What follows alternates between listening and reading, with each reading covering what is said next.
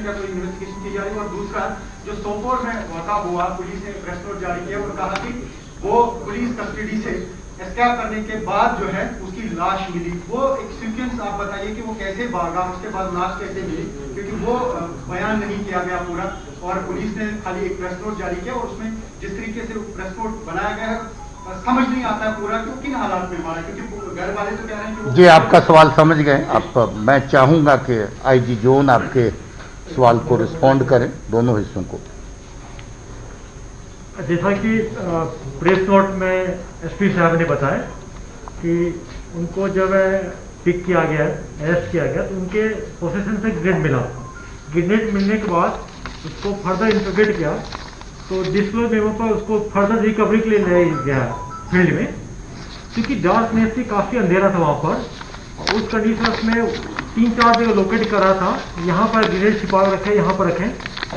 उस अंधेरा का फायदा उठा के वहाँ से भाग गया, क्योंकि उसके पास हथियार नहीं था। उन्होंने फायर हमारे पर नहीं किया, इसलिए हमारे जवानों ने कोई फायर नहीं किया उस पर। फिर भी हमारे लोग उसको खोजते रहे, बाद में टॉर्च यूज आया काफिला। कुछ देर के बाद उनको देखा कि जो पत्थर पर गिरा हुआ था, कुछ उसके पैर में इंजरी भी थे उनके पास लगा हुआ था। फिर उसको हॉस्पिटल लाया गया, फिर यहाँ पीसीआर में लाए गए, उसको फॉर्मेलिटी वीडियोग्राफी किया गया, डॉक्टर का टीम मेडिकल पोस्टमार्टम किए गए, कोविड टेस्ट कराए। उनके बाद उनके फैमिली मेंबर का साथ जाके हम लोग सोनभद्र में उनको लास्ट राइट करवाएं। दूसरी बात है कि जहाँ आप लोगों ने कुछ कंप्लेंट एक्सप्रेस किया है चाहे उनकी फैमिली मेंबर ने, उसके तहत मैंने एसपी साहब को बोला कि आप डीएम को बारामूला को लेटर लिखिए। उन्होंने एक लेटर लिखा है, हम लोग डीएम से रिक्वेस्ट के आप मैसेज इंक्वायरी इनिशिएट कीजिए। शायद आज सुबह ऑर्डर निकल चुका होगा, बिल्कुल। आईजी साहब मेरा नाम है सर, मैं गुलिस्तान का एडवोकेट से हूँ। 2 क्वेश्चन है आज। तो एक यहाँ जो महिला मरी है, यूजली डेड बॉडीज अब नहीं दी जाती है, स्पेशली बच्चे की डेड बॉडी, क्या इनकी डेड बॉडी जो महिला की डेड बॉडी जो परिजन उनके होंगे उनको दी जाएगी? बिल्कुल दी जाएगी, इसमें कोई दो राय नहीं है। उसका मिलिटेंसी से कोई ताल्लुक नहीं है, इसमें कोई दो राय नहीं है, और उनकी डेड बॉडी बिल्कुल हैंड ओवर। पुलिस का वर्षन कोई छोड़ी मानने को बिल्कुल तैयार नहीं है, बिकॉज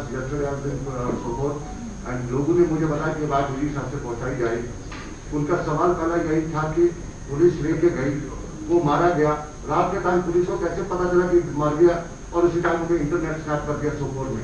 और बहुत रीजन बिहाइंड स्नैपिंग इंटरनेट, क्या वो उसका टाइम मर चुका था या वो सुबह के टाइम डेड बॉडी मिली होता पता चला पड़ चुका था?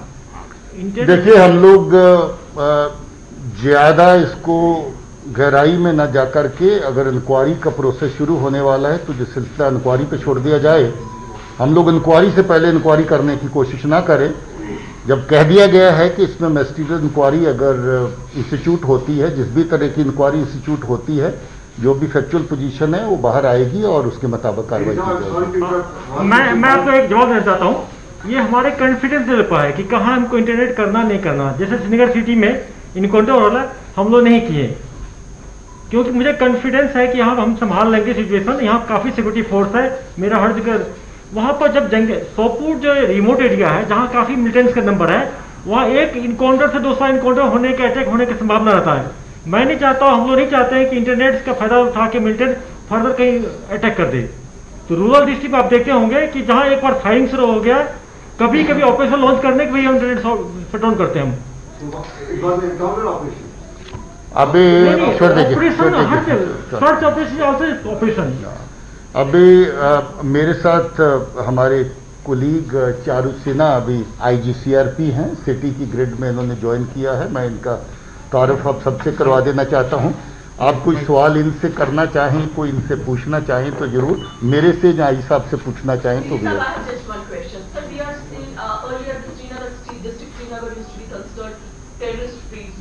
But now we are seeing a regular operations being conducted by the forces at sea. And today's operation, the terrorists disarmed an ammunition sting in Batmalu, which is just next to PCR, Secretariat, some important locations. How do you see this kind of development? See, Janat, our effort is to keep the city peaceful, and this is part of our drive to keep the city peaceful. When I said that 7 operations have taken place in the city, I also told you that 5 of the terrorists killed are from Srinagar city, and 11 of them have come from outside and taken shelter in Srinagar city. The fact that every time they come we operate and we have a successful operation shows that yes, we are alive to the situation. We know that they are trying to disturb peace in the Srinagar city, and our deployments on the ground, our agencies on the ground are very live to the situation. They keep a track of any movement from outside towards the city. So therefore, all operations which are taking place are generally at our instance. We are the ones who initiate the operation, but unfortunately there are occasions when they come and strike. As I said, that BSF incident, the Nogam incident, the Panthachok incident, but our responses in the city luckily have been very good. I must also compliment CRPF, who is part of our city grid. City grid is basically handled by police and CRPF, and I'm happy that earlier under the command of previous IG, and now Miss Charu is around, and she is fully embedded in the city grid, and she was part of the operation last night also. Everyone, IG, Mr. Vijay, Charu, DIG Man, each one of them was supervising what was happening on ground, and I was keeping a watch from the distance as to how the operation is unfolding. So Jeenat, we assure you that there are efforts that city should be disturbed. City should have some kind of activities from the terrorists, but our effort is to not to allow that kind of space to the terrorists in the city. Sir, आज के encounter में जो militants मारे गए हैं sir, आज के encounter में जो मिलिटेंट्स मारे गए उनकी आइडेंटिफिकेशन हो गई है या कुछ हथियार वगैरह जो बरामद उनसे हुआ है? मैं इतना बता दूं कि तीनों लोकल टेररिस्ट हैं, तीनों ही साउथ कश्मीर के हैं और तीनों से हथियार पकड़े गए हैं। डीजी साहब, आई हैव अ क्वेश्चन।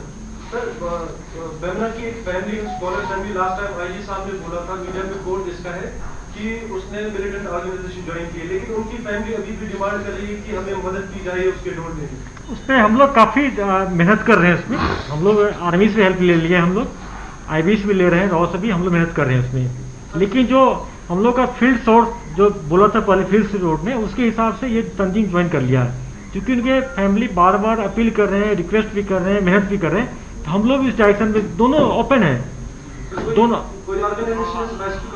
उस टाइम में जो हम लोग खबर मिला था इनफैक्ट कि अभी फील्ड का सोर्स बोलता है कि HM ज्वाइन किया है, लेकिन उनके फैमिली के रिक्वेस्ट को मानते हुए हम लोग पैरेलल तफ्तीश जारी है, पूरा हेल्प ले रहे हैं, देखें कि ट्रेस आउट कर रहे हैं, मेहनत कर रहे हैं इसमें। डीजी साहब, क्योंकि हम भी अपना प्रोफेशन चला रहे हैं, हम जा रहे हैं एनकाउंटर साइट्स पे या बाकी जगहों पे, लेकिन पुलिस की तरफ से खास तौर से हकीकत यह है कि हमें हैरेस किया जाता है। मुझे भी जो यहाँ पे पट्टन के साथ में एनकाउंटर हो गया, मैं गया, स्टॉप पे रोका गया, सारे आ गए, अरे जेल भर दो, वो भर दो।